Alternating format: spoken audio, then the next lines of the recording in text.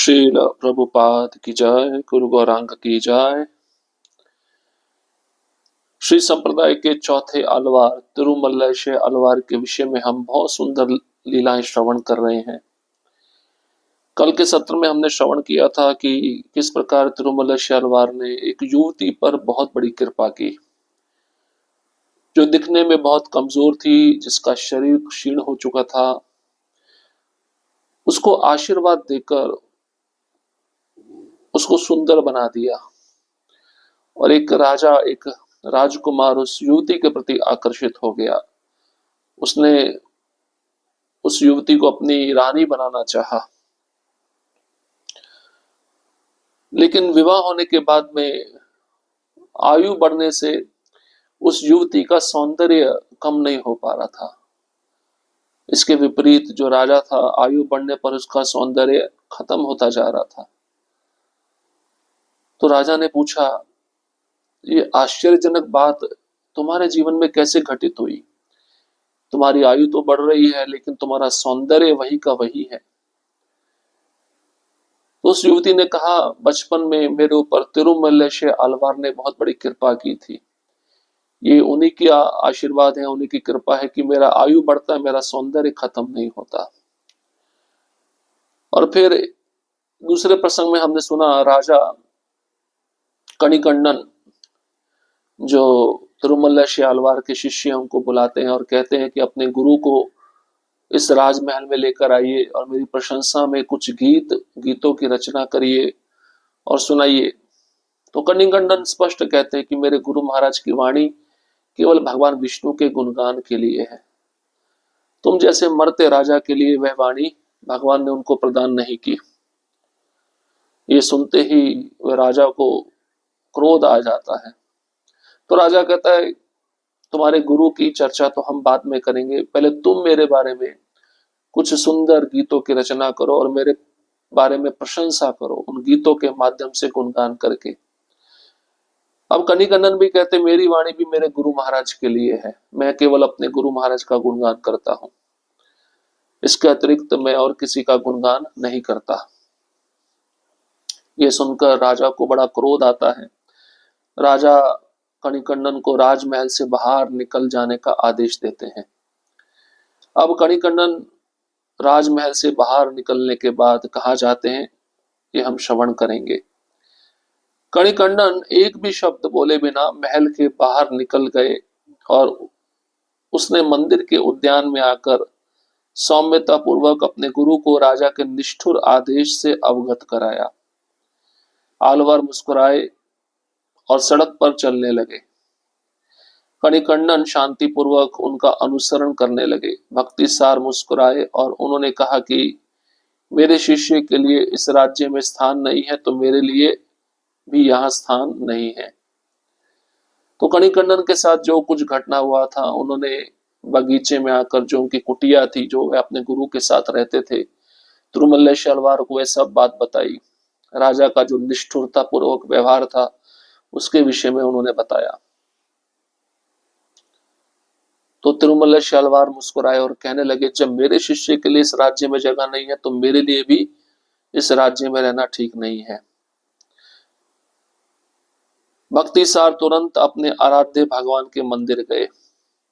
निम्नलिखित वाणी से भगवान की प्रार्थना की, मेरे प्रिय शिष्य कणिकण्डन राजा की आज्ञा पर देश से बाहर जा रहे हैं, उसके साथ मैं भी जा रहा हूं। सुंदर कांची के मणिवन्ना, आप भी अपनी शेष शैया लपेट कर हमारे साथ चलें।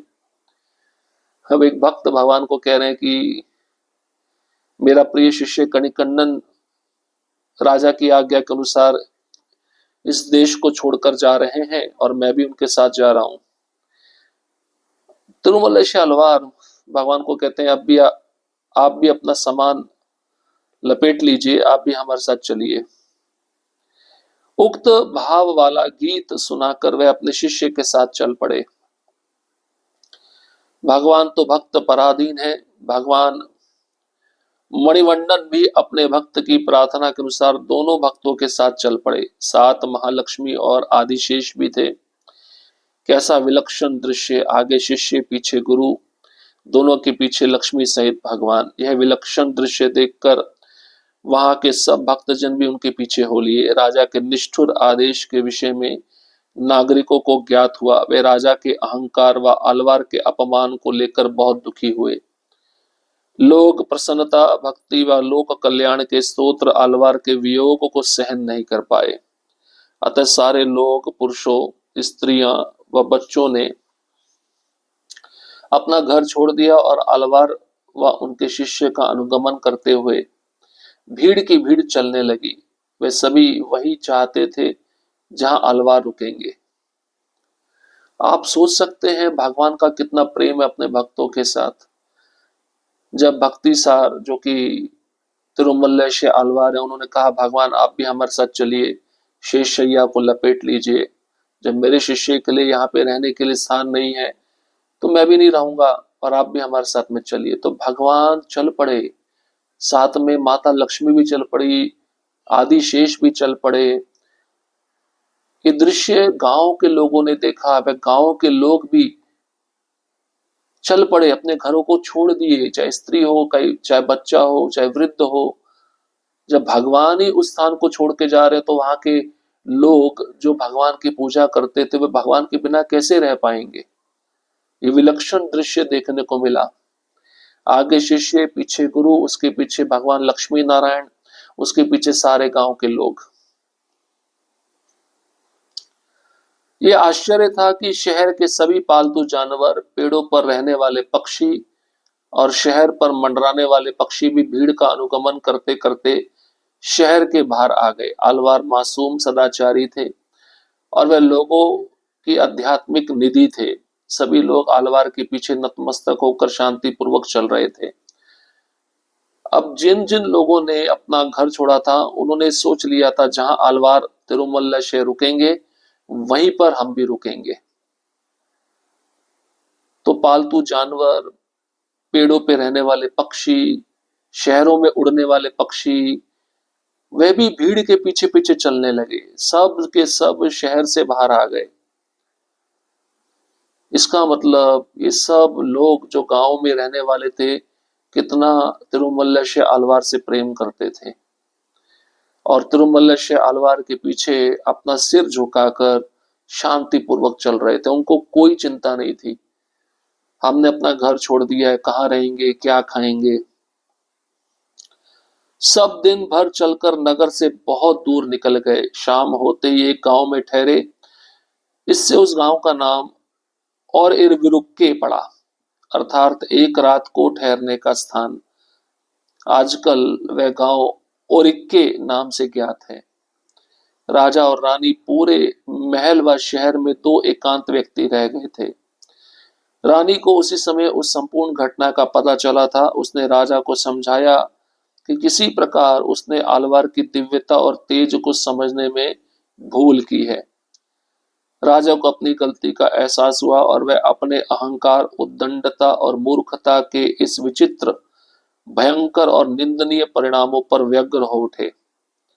अपनी रानी का अनुगमन करते हुए राजा अलवार के पास गए और अश्रुपूरित नेत्रों से साष्टांग दंडवत प्रणाम किया और क्षमा की प्रार्थना करने लगे। कृपालु उदार अलवार ने राजा को सौम्यता पूर्वक उठाया और विपुल मुस्कान से आशीर्वाद दिया और अलवार ने पहले सुनाए गीत को बदलकर भगवान से निम्न प्रकार की प्रार्थना की। हे भगवान, आपका भक्त कणिकण्णन ने राज्य से बाहर चले जाना छोड़ दिया, अतः मैंने भी बाहर जाना छोड़ दिया। इसलिए आप भी पूर्ववत अपनी शेष शैया पर शेषशायी बन जाएं। उक्त भाव वाला गीत सुनकर भक्तिसार और कणिकण्णन पुनः कांची वापस चलने लगे। फिर वही वापसी का सुंदर दृश्य।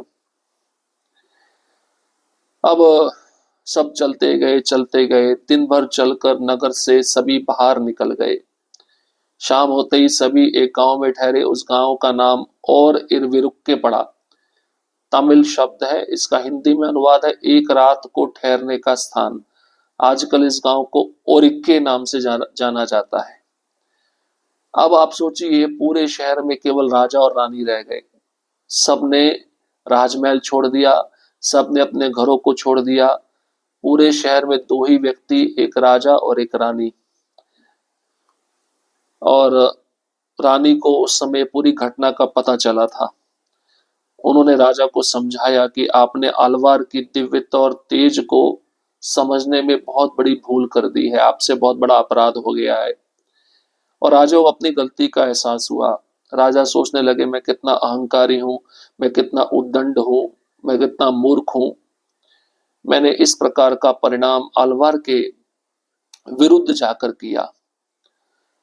अब रानी भी चलने लगी। अब रानी क्या करेगी, पूरा शहर खाली हो गया। अब रानी के पीछे पीछे राजा भी चलने लगे अलवार के पास। अलवार के पास पहुंचते ही राजा ने अपने आंखों में आंसू भरकर साष्टांग दंडवत प्रणाम किया और अलवार के चरणों में गिरकर क्षमा प्रार्थना करने लगे। तिरुमल्लेश्वर आलवार बहुत उदार थे, कृपा करने वाले थे। उन्होंने सौम्यता पूर्वक राजा को उठाया, अपनी मुस्कान से राजा को दिव्य आशीर्वाद दिया और पहले जो गीत गाया था, हे भगवान आप हमारे साथ चलिए, अब उस गीत को बदलकर उन्होंने कहा, भगवान अब हम वापस चलेंगे कांचीपुरम की तरफ। अब भगवान अपने भक्त का इस प्रकार का सुंदर गीत सुनकर भगवान भी वापसी की तैयारी करने लगे। भगवान भी पूर्ववत मंदिर में शेषशाही बन गए। कांची की शोभा पहले से भी बढ़ गई। उस समय से उस मंदिर के भगवान का नाम यथोक्तकारी विख्यात हुआ, अर्थात भक्त के कथानुसार करने वाला। आज भी तिरुविक्का में कांचीपुरम का एक स्थान यथोक्तकारी भगवान के दर्शन कर धन्य हो सकते हैं। उस समय के बाद से राजा आलवार का भक्त बन गया और प्रति रात्रि वह अपनी रानी के साथ आलवार और यथोक्तकारी भगवान के दर्शन हेतु आता। राजा सहित समस्त नगरवासियों का यह मानना था कि उनकी सुरक्षा, शांति व खुशहाली आलवार के आशीर्वाद के फलस्वरूप है। अब भक्त ने गीत गाया, भगवान आप वापस चलिए। भगवान से रहा नहीं गया, भगवान चल पड़े और पुनः उस मंदिर में आकर शेष शैया पर लेट गए। कांचीपुरम की शोभा पहले से बढ़ गई और उस मंदिर में भगवान का नाम पड़ा यथोक्तकारी। यथोक्तकारी का अर्थ है भक्त के कहने के अनुसार करने वाले। जैसा भक्त बोलते हैं भगवान वैसा करते हैं।